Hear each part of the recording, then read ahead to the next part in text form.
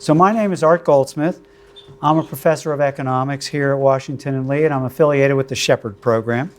And it's my pleasure to introduce our speaker this evening, Diane Whitmore Schanzenbach, who's a professor of education and social policy at Northwestern University.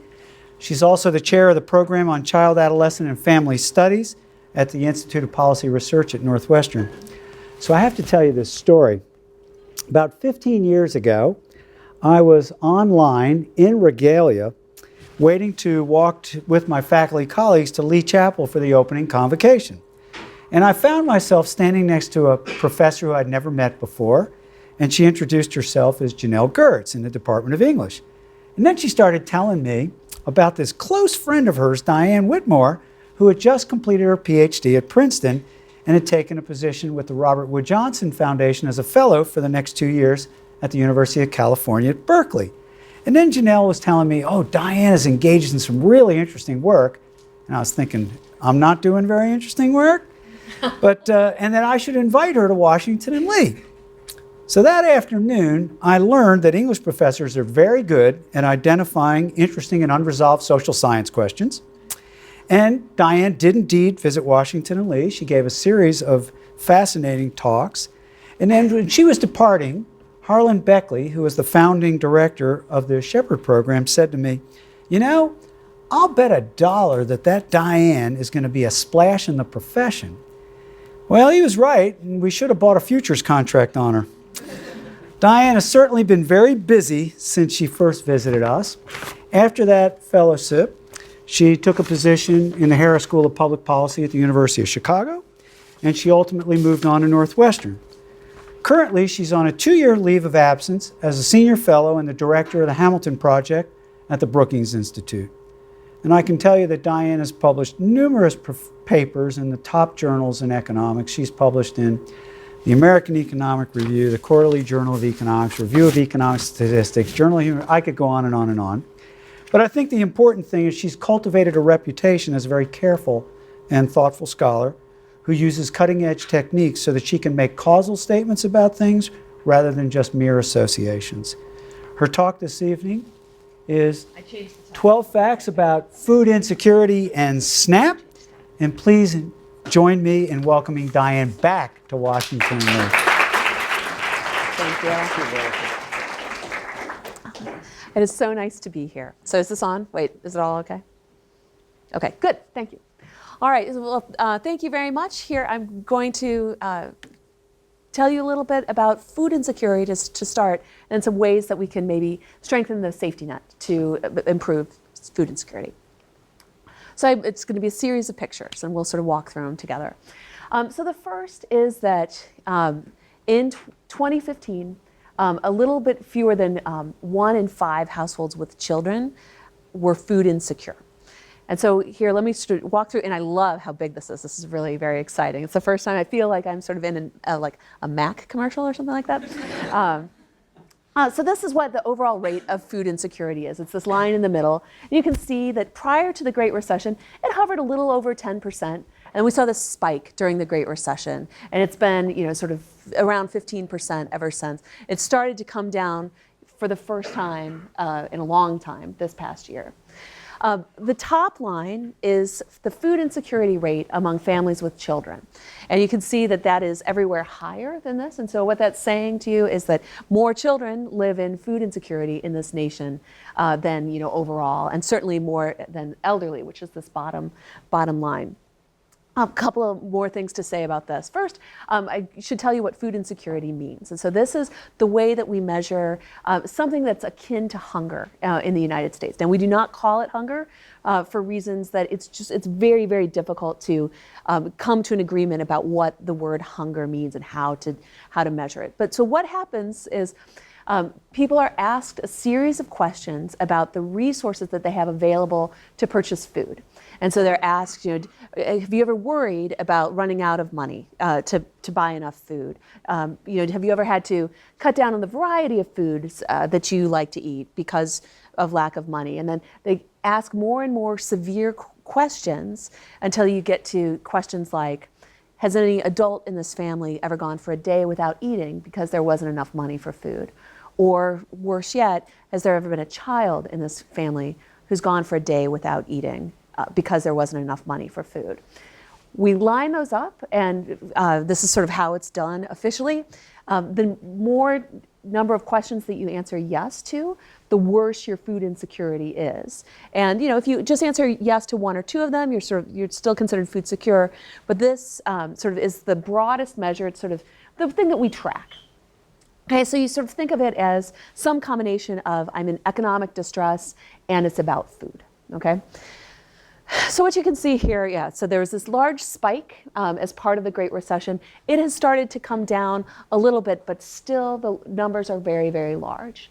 Something that you might notice is, by and large, the elderly did not see that same spike during the Great Recession, and that's because they are insulated from economic downturns because many of them get most of their money from Social Security. And so that's just an interesting pattern. And that's basically the only thing I want to say about old people for the rest of this time. Because my research is on kids, and so I want us to understand what we can do about children. Now, something you might say is, well, of course this rate of food insecurity spiked during the Great Recession. Like, unemployment went up like crazy. It was 10%, and lots of people, lost jobs, lost wages, and so on. Now, what's interesting, this is sort of an aside picture, is the spike in food insecurity happened even holding constant the amount of money that a family had. So what this picture is showing you is, on this axis is the family's income to poverty ratio, and on this axis is the food insecurity rate. So you can see a couple of things here. For the blue line is prior to the Great Recession, and you can see that lower income families are more likely to report being food insecure, and that declines as people move up the income distribution. I'll talk a little bit more about that in a minute when we get to a different slide. But even if we're holding constant, my income is between 60 and 80% of the income to poverty ratio. During the Great Recession, we saw a bit large spike in this, and this is a bit of a puzzle. About why, and I can tell you a little bit, as we go through this, some reasons that we think that this is happening. But basically, it looks like families' budgets are really being squeezed, and unfortunately, we're in a place where food is the part that is, getting the squeeze, because it's really hard to squeeze housing, because then you have to move, whereas you can sort of cut back on food more quickly. This is what the rate of food insecurity among children looks like across states. And you can see in several states, in 9 states, in fact, 1 out of every 4 children or more lives in a food insecure household. I would argue that this is unacceptable in this great nation of ours. And in fact, in some of these states are up to nearly 30% of children live in households where they're facing food insecurity. Virginia doesn't look so bad, right? I mean, but please note that even the states that are in the best shape, it's more than 1 in 10 children are living in a food insecure household. This is a very, you should be concerned. You should be concerned. Moving on, let me tell you a little bit about families that are facing food insecurity. This just shows the distribution of who's working and who's not working in food insecure. So this is only among people who report being food insecure. What you can see is almost everyone is working. 85% of families that are experiencing food insecurity are workers, right? So this old sort of notion that people are just sort of living on the dole and not working is just demonstrably false. Right, so this is the one with no earners. And you can see, there are many, many married families, married with 2 earners. Yet still, they make up 25% of the food insecure households. And, they're not necessarily, they're a little bit more likely to be single female, but still, this is a problem that many, many people face. And it's not just, the result of, if you think about stereotypically bad behavior, something like this. This is happening to a lot of people. There are a couple of other interesting facts about what makes someone food insecure versus not. So I believe many of you maybe even still are teenagers or were recently teenagers. How many people remember, like, during your growth spurt being starving all the time and eating your parents out of house and home, right? Exactly, right? This is a biological phenomenon that is just like a fact. And it is the case that you don't get more food stamps, you don't get a raise when you've got a teenager, but you've got this problem that they just eat constantly, right? Even the girls do, statistically at least. And so what you see is, so what I've showing you here is both food insecurity and then this more severe measure, which is called very low food security. And that just means you answered yes to more of those questions. And it's just a more serious sort of measure of this. What you can see is having a teenager in the household means that you're more likely to report being food insecure. And that's, again, just because, if this all comes down to supply and demand. The demand for food goes up dramatically when you've got a teenager. And there's no change in supply. We don't, and in fact, I'm going to show you in a little bit that I'm going to argue that we might be doing some, might have been making some policy changes recently that's really disadvantaged the teenagers. All right. Furthermore, it's just continuing to set the stage of the severity of the food insecurity problem. That the statistics I've shown you so far is just a 1 point in time measure. So you were food insecure this year. The problem is families cycle in and out of food insecurity with some frequency. So overall, if you look at people who, a 2-year panel of households, about 10% of them said that they were food insecure in both years, but 50% more were either food insecure in the first year or in the second year, right? So it's not that this is a permanent state of, of families' sort of well-being. There are many families that, temporarily dip into, either a job loss or something that's happened. They had to, some unexpected, things that they had to pay for, like car repairs and whatnot, that have squeezed their budget. And so what this means is this is, again, this overall rate of food insecurity goes up by about 40% when you think about were you food insecure last year or this year. And what that points to, for me, is that local areas, either the social safety net or private charity, needs to be quite nimble to be able to respond quickly, because these things come on quite unexpectedly for many, many families. Although for some, food insecurity is more of a persistent problem. Okay. So this is the next, we're going to walk through this a little bit. I know there's a lot on this graph, but I think it's a very important graph. On this axis is the family's income relative to the poverty line. And so right here, everybody to this side lives in poverty. And then you can see, it's between 100 and 200% of the poverty level, 200, 300, all the way up to 500% of the poverty line. And that, you're doing well, right? So what I'm showing you here is the share of people who report being food insecure is the top bar, the top, mountain, whatever this is.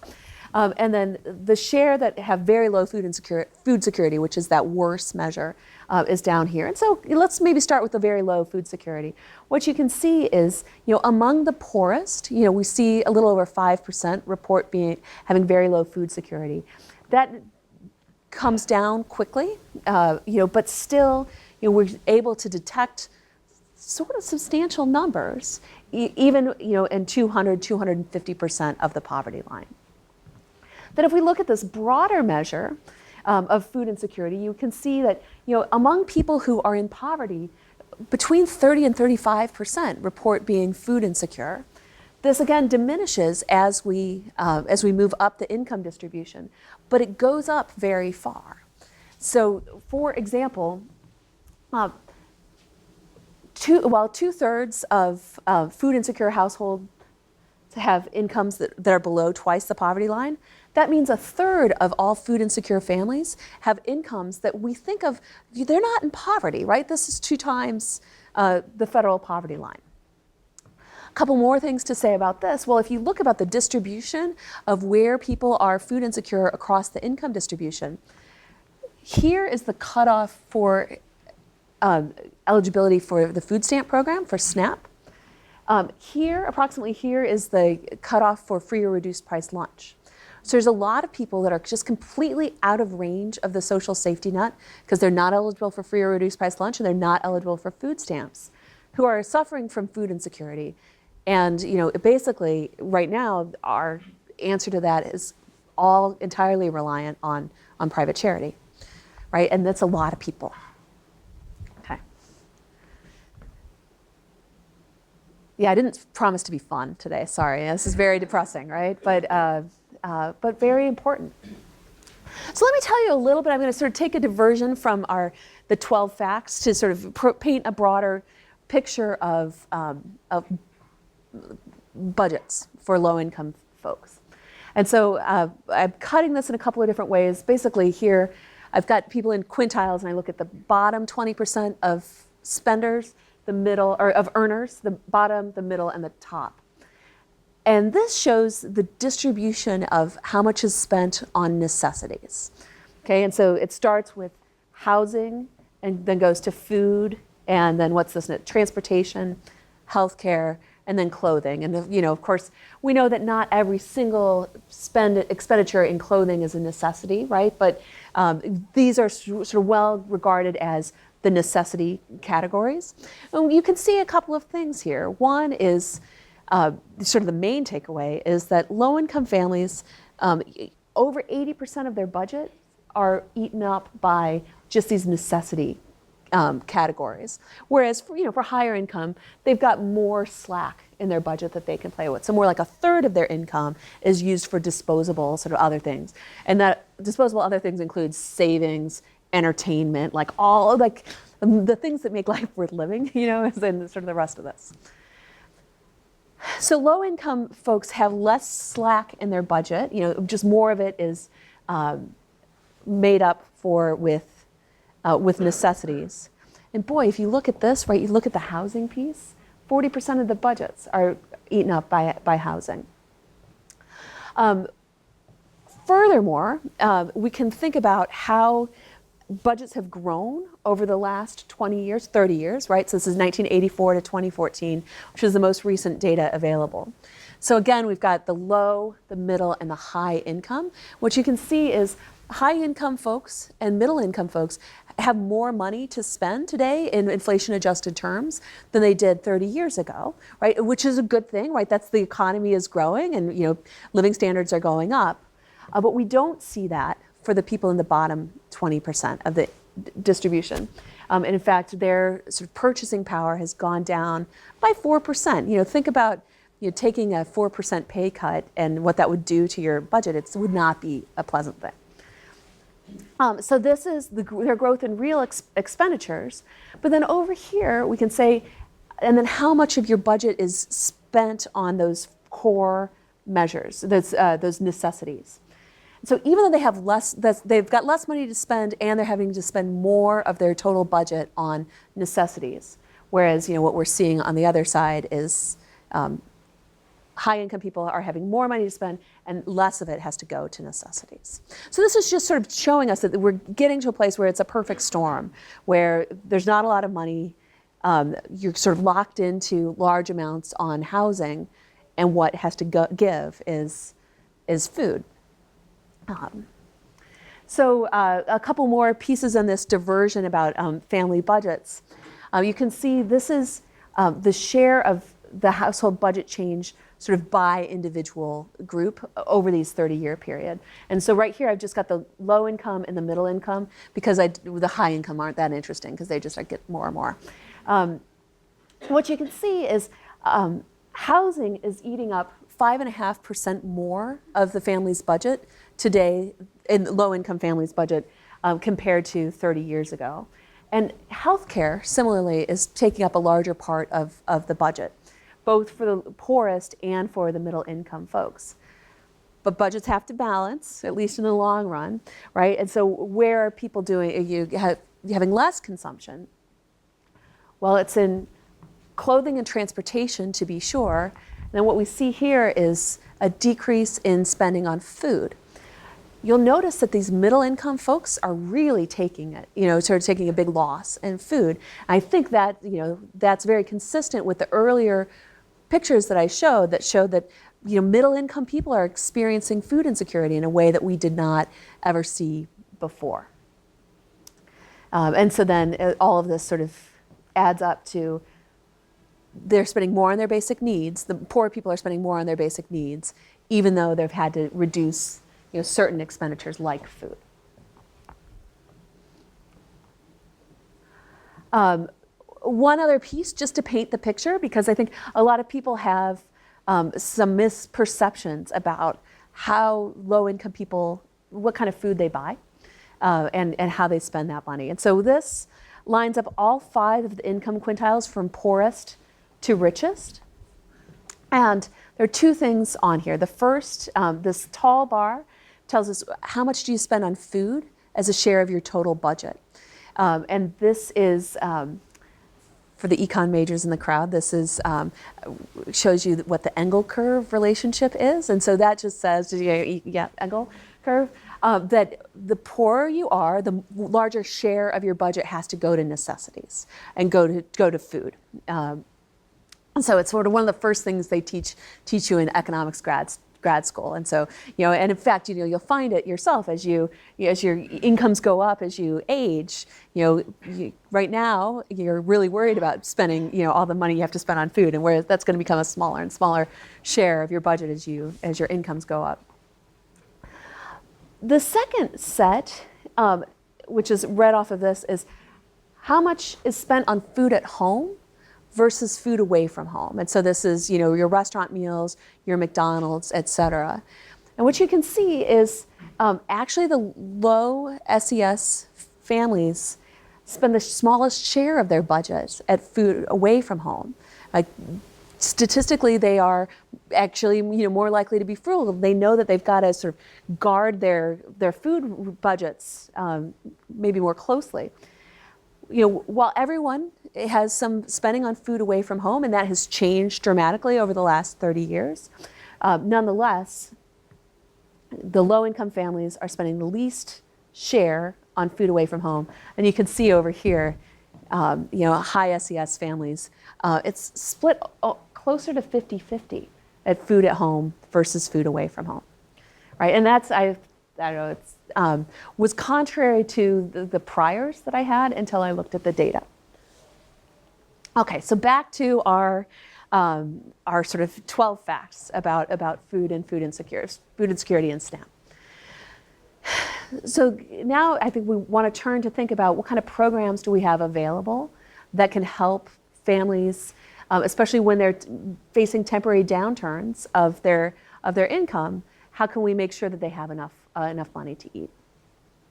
And so this shows a graph of all the major safety net programs, not every single safety net program, but the major ones, and the number of people that are lifted out of poverty by being part of this. So the first one, let me just sort of walk through this a little slowly, is the Earned Income Tax Credit. And so hopefully many of you are aware of what the Earned Income Tax Credit is. It says, we want you to be working. A lot of people are working low-wage jobs, and we want to give you a bit of a break. Instead of paying taxes to the government pays taxes to you, right? Which is a really efficient social program to run. It was sort of the idea of Milton Friedman, who's a very famous conservative economist, and it's worked amazingly. This program by itself lifts about 10 million people out of poverty every year, and about half of those are children. Next to it is the food stamp program, which is, I still call it the food stamp program. It's been renamed the Supplemental Nutrition Assistance Program, or SNAP, right? And that this graph that I have accounts for the fact that SNAP benefits are underreported in a lot of the data sets. So when you do a correction for that, what you see is SNAP is just right behind the EITC in terms of lifting people out of poverty.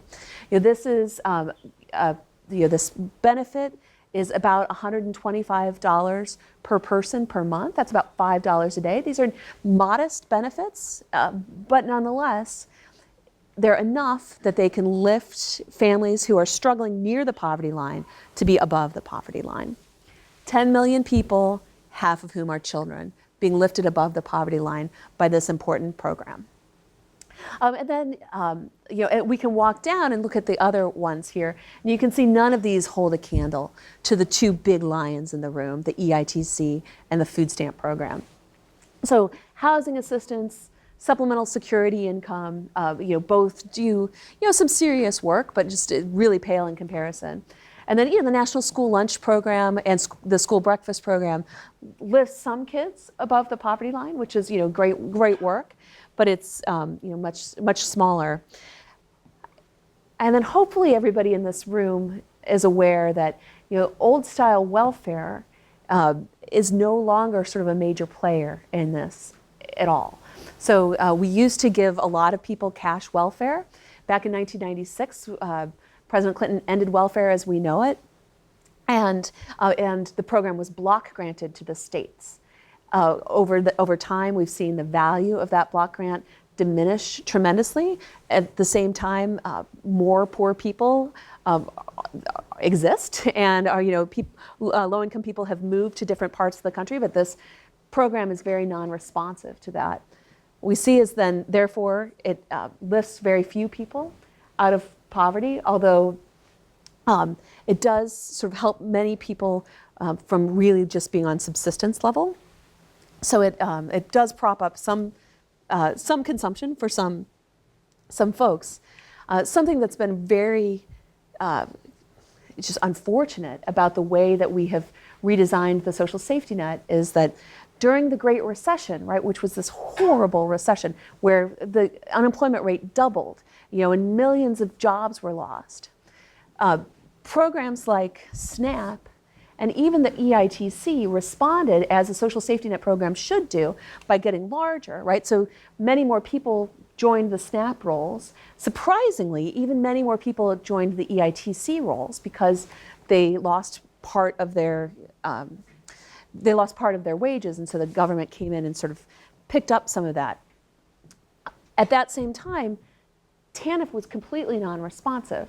The TANF rolls barely budged. They went up by just a very small fraction, in part because the budget was not larger at the time when the need was larger. And so that's sort of a danger of block granting, that then the programs can no longer be responsive during times of economic downturn. So let me tell you a few things about what we've learned about what the food stamp program means to people. Good. I'm glad that didn't show up here. So I want to tell you a little bit about a series of papers that I've been working on with co-authors Hilary Hoynes and Douglas Almond joins us on a few of these, which has been able to help us tease out the causal impact of the food stamp program. Food stamps has been hard to study because historically there's not a lot of variation in access to the program. It's a federal program, the benefits are the same over time, and basically ever since it was introduced in the 1960s, it's essentially been the same program, right? It's a very effective program, it's very efficient, it responds in times of need, but the downside is that nerds like me can't get in and study what's the impact of it because it's just very, you need a toehold before you can understand, and there's just nothing, it's very slick. So what we discovered was that there was a very long initial rollout period of the program. It started in a handful of counties back in 1961.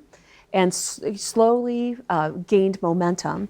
And the final counties were not added to the program until 1975, right? So that's a 14-year period of county by county introduction. And that's what this map shows you. The darker shaded counties came onto the program later. The lighter ones came in earlier, of course. And what we're able to do then is look within states to see, okay, look, here in Arkansas, this county joined the program quite early. This one next door didn't come on until several years later, so that we can compare a 5-year-old in 1970 in this county versus a 5-year-old in the next county. This 5-year-old had access to the program, that one didn't. Then we could compare them to 10-year-olds in both places where neither had access to the program, and do a very sort of careful difference in difference type analysis, again for the sort of econ majors, to see, well, what's the impact of having access to this program? The point of, so the point of this whole series of studies is that we are shifting out the budget constraint. People did not have food stamps before, and now they do have food stamps. And so that tended to increase their budgets by around 15%. So they just have more money to spend on food. And so we did a number of studies of this. We started with the real nerdy economics things to look at. And so we wanted to see, well, how do people spend their money? Do they actually buy more food, or they buy drugs and alcohol and cigarettes? Turns out they buy more food because people really like food and they really like to eat. Okay, and so then the second paper that we did is look to see what's the impact on labor supply.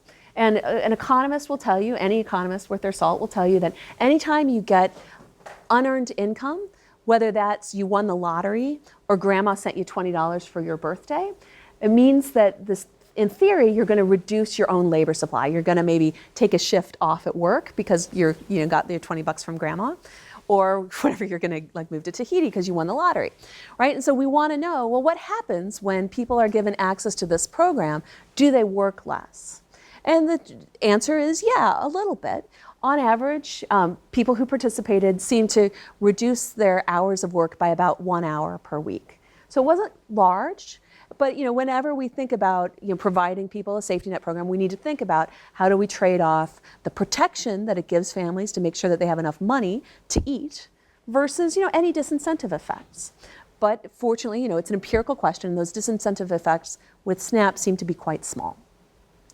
The third paper, we look to see, okay, well, what happens if if your mom has access to food stamps when she's pregnant? What happens to babies' birth weights and birth outcomes?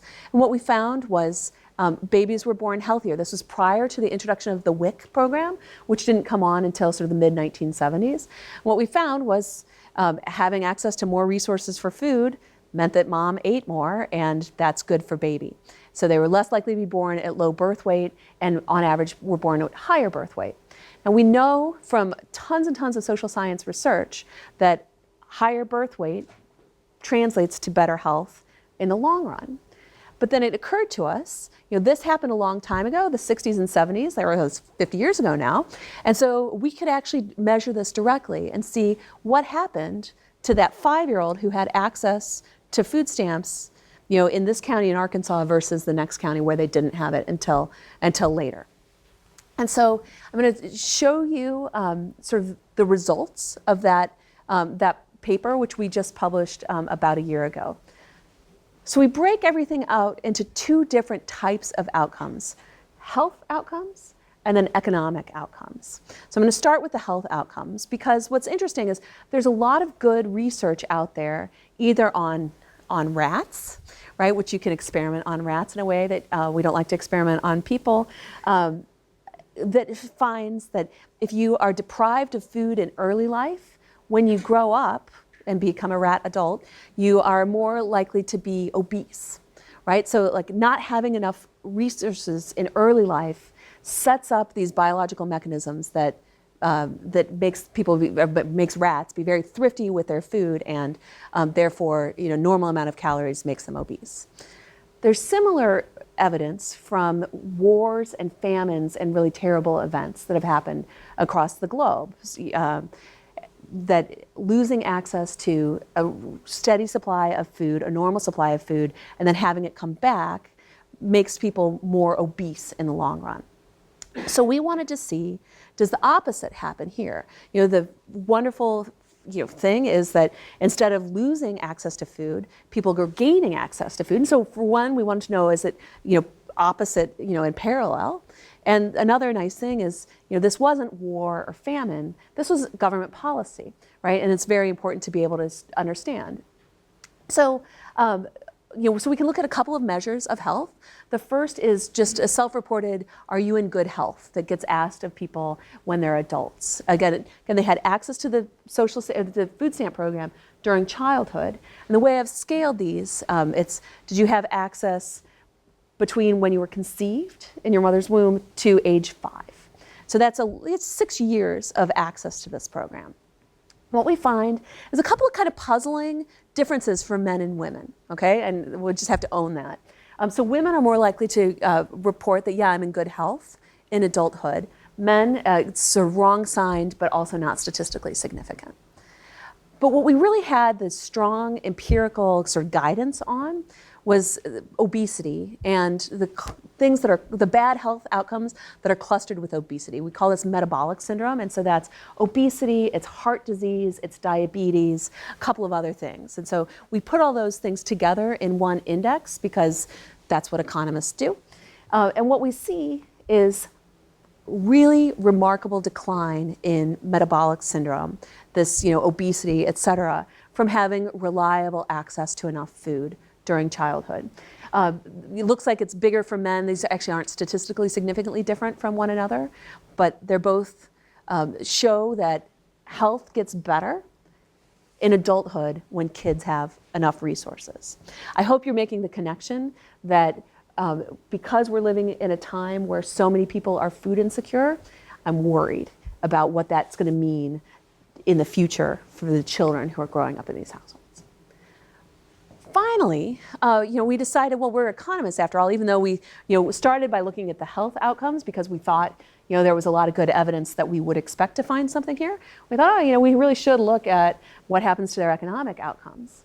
So overall, having access to the food stamp program between birth or in utero and age 5 increased the likelihood that a kid graduated from high school by 18 percentage points. That is a very large impact. What we think is going on is, again, this was before really the introduction of the National School Lunch Program. And so when people didn't have enough food, they weren't getting it at school. They weren't getting breakfast at school. So they were coming to school, they were hungry.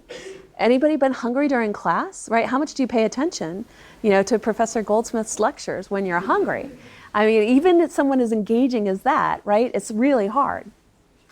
So, they can pay attention, we argue. We think that's the mechanism. We can't prove it.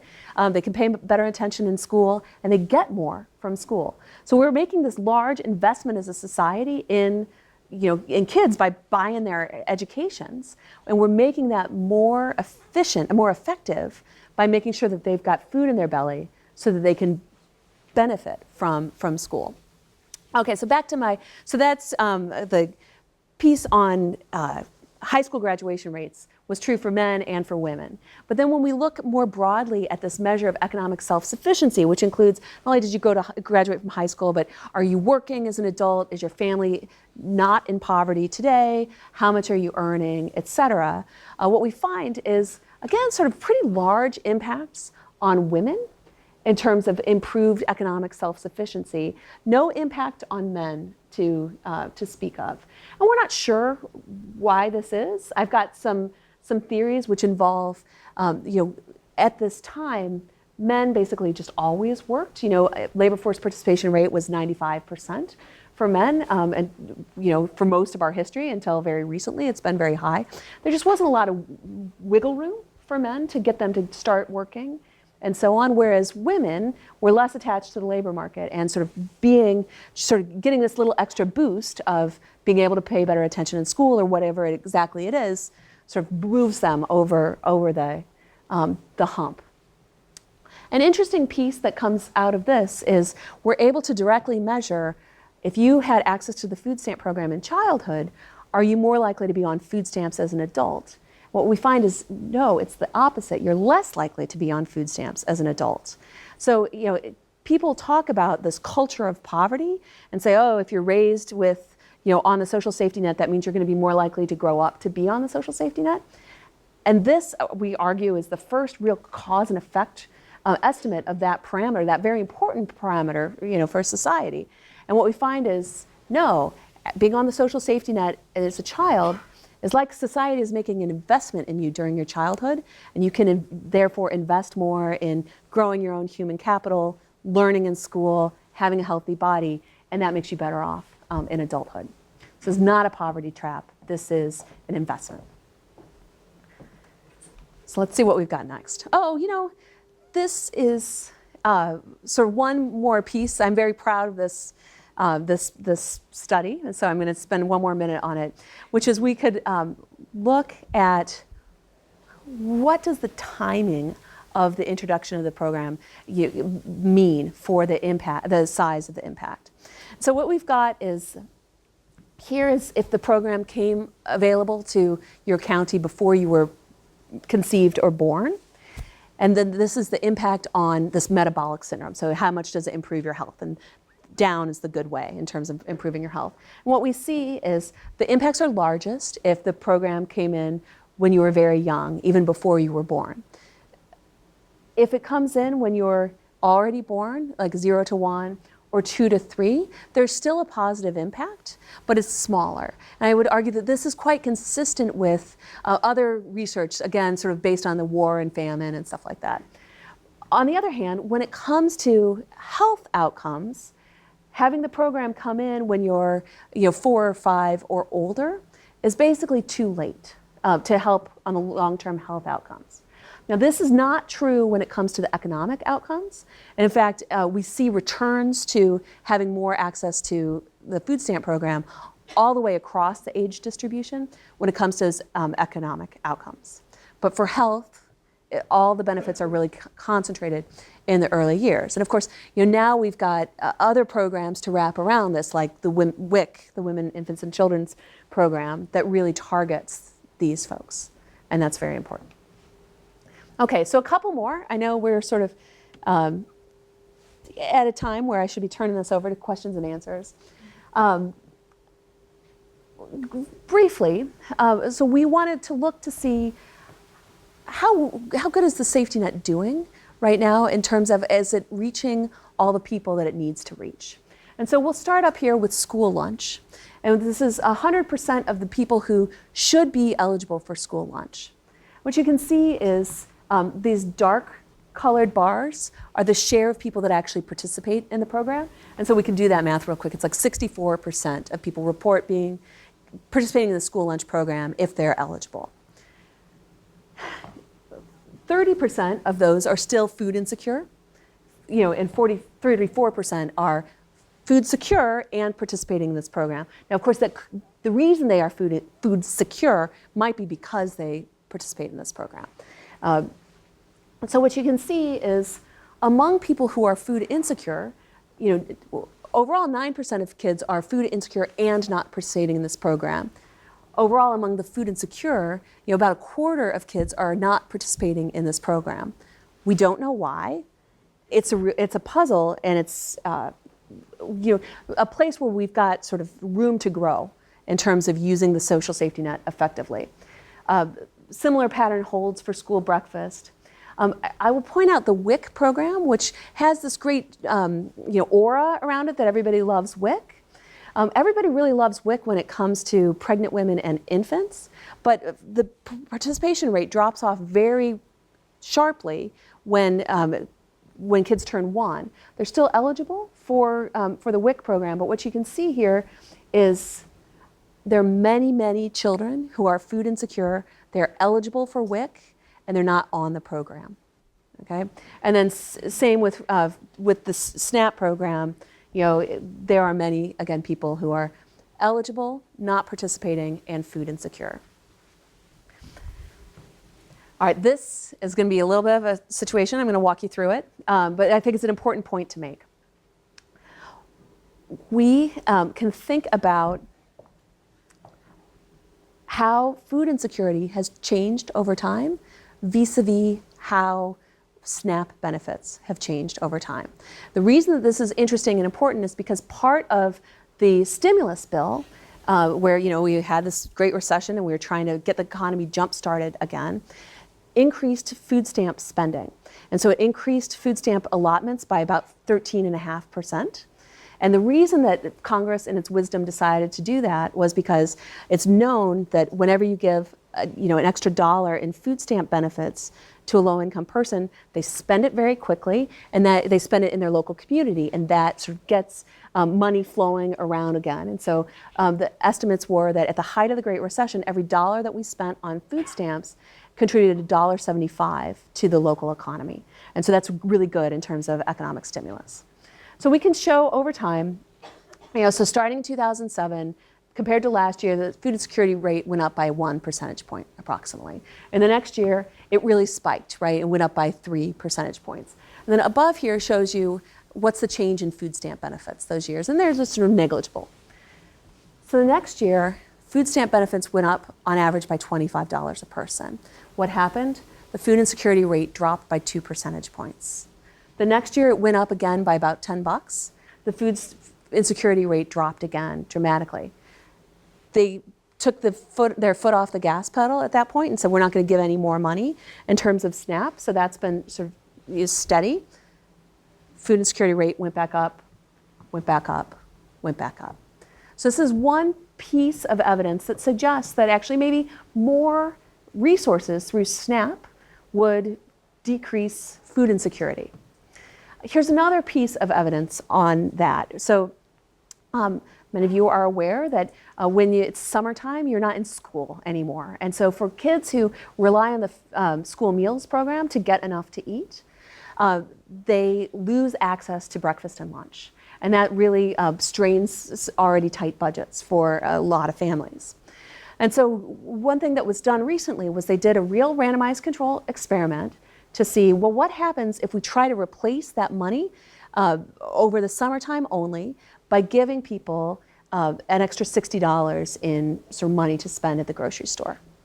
And you probably have seen stories in the newspaper. We've tried a bunch of different approaches to the summer problem. Feeding centers, and but then you have to come and go to that place to get your lunch. So they thought, let's just try to see what happens if we just give them money, right? Which an economist will say, well, that's really efficient. Maybe we should try that. So what we find is when they get this extra $60 in resources over the summer, the incidence of very low food security, that real bad one, goes down dramatically, like 30%, for children and for households overall. Food insecurity, which is sort of the broader measure, also drops dramatically with just this additional $60 per month in benefits. So we can, with a little bit of political will, probably move the needle on this, at least for people who are eligible for these programs. Just one other quick aside on this.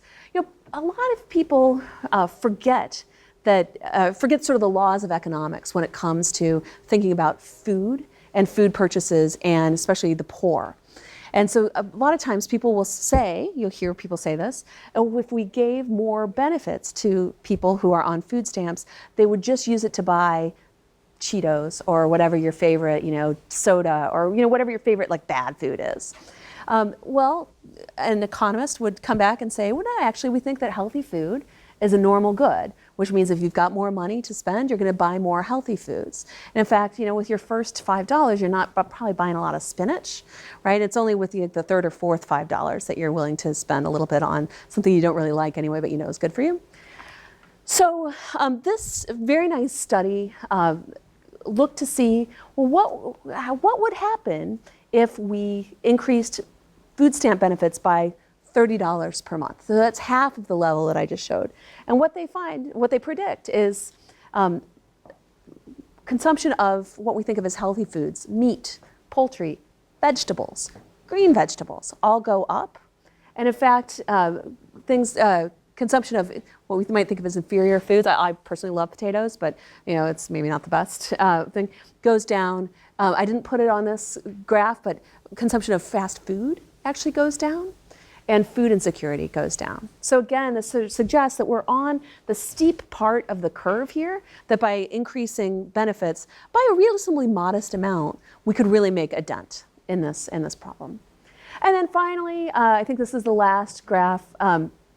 This is a different study that looked to see what happens if you have access to the food stamp program today, right? So it's different from my work. And so what they find, and they use the instrumental variables approach that I won't go into, but that that participating in the program reduces food insecurity substantially by 12 percentage points.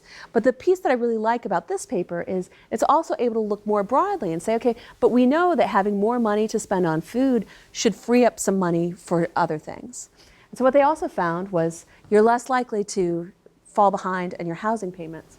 You're less likely to fall behind on your utility payments. And in fact, you're less likely to report that you skipped going to the doctor when you were supposed to go because you didn't have enough money to go to the doctor. So anyway, this is sort of the end of my talk. I hope that you learned a few things about the importance of food insecurity and the potential role for the social safety net to reduce food insecurity, and especially when we think about that going to children, that it can really be an investment in these children's futures, right? The children, through really no fault of their own, are born into circumstances where their parents might not have enough money. And we really need to consider whether we're investing appropriately as a society in those kids. So I'd love to take some questions. Thanks.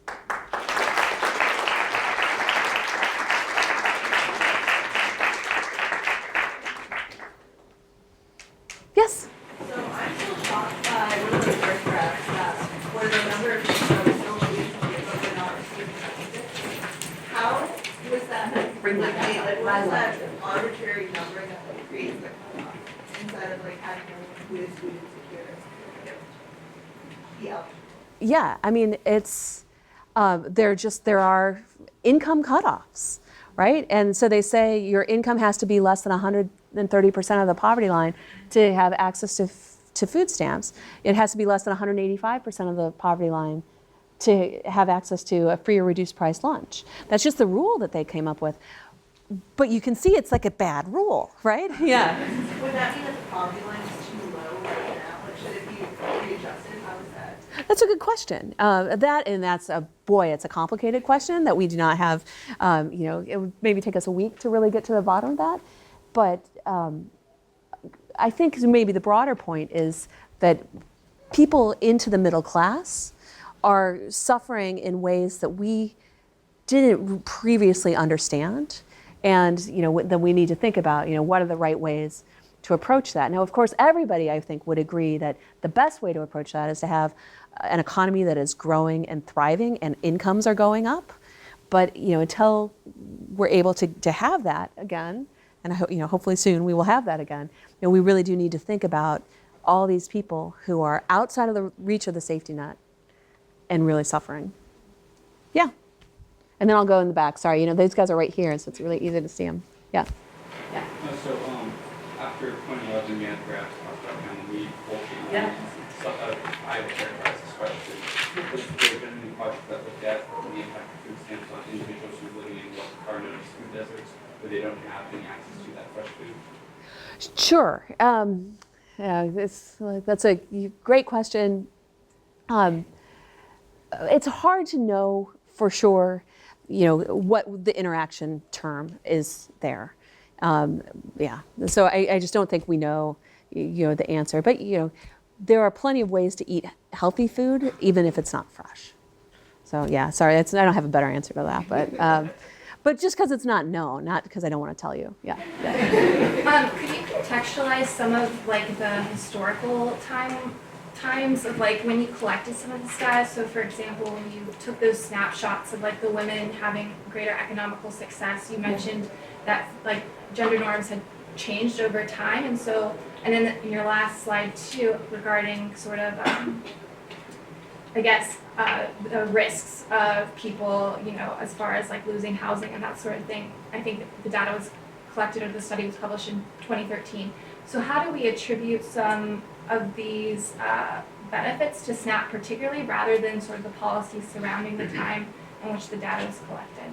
Sure. So this long-term food stamp project that I talked about quite a bit, because I'm very proud of, we can tease out that it's the cause, or it's food stamps in particular, because of this identification strategy that allows us to say, okay, we're going to compare this kid who was 5 when the program was introduced to in this county versus this other kid, to their 7-year-old people, to their 3-year-old people, and sort of do this difference. Whereas, if it's a later policy that comes out, like say, for example, it's, how much of this is because of the housing crisis or something like that, that impacts sort of both the treatment and the control group in a very similar way. And so because of this just real fortuitous fact that they rolled out this program over such a long period of time on a county by county basis, is basically how we can tease out the cause and effect. And like somebody who teaches an econ class should definitely teach this paper and the other one, because a lot of these are, it's hard to get the ability to study this, but we think we've done it in a very credible and high quality way.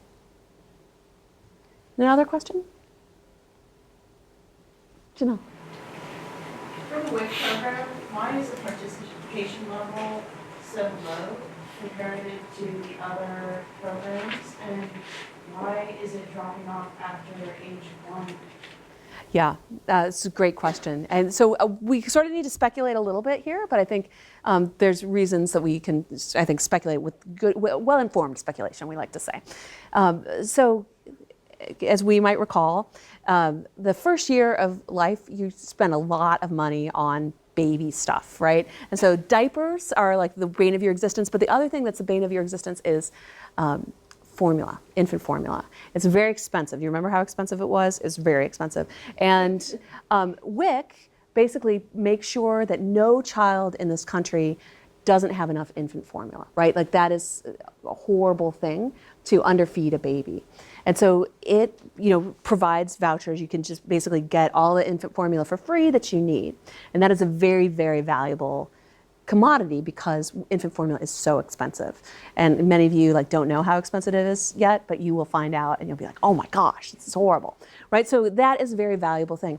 When babies are off of that infant formula, the value of the benefits drops dramatically. And so I don't know if you've ever been behind someone who is using WIC vouchers in a store, but especially, no offense, if it's a guy using WIC vouchers at a store, these are very prescribed things and you can only buy very, very certain things. So you're allowed a gallon of orange juice, but it's not the kind of orange juice that has calcium in it. If you get that, that's not okay. You need only this one very specific thing. Or, there's only certain cereals that you're able to buy. And so I was recently behind a guy in the grocery store where he picked out the wrong kind of cereal and the cashier is saying, no, you can't get this kind. He's like, well, this is the only kind that my kids like. And you're like, well, sorry, you've got to get, one of the 3 or 4 types that's allowed under this. So I would argue that is just as less valuable to people. And so it's less worth it to them to go through the hassle of having to sign up for it, the program, to then have this benefit that is less good. Although, again, you might think that if there are so many people who are food insecure, maybe you should suck it up and do that anyway. But these are just the statistics. Yeah.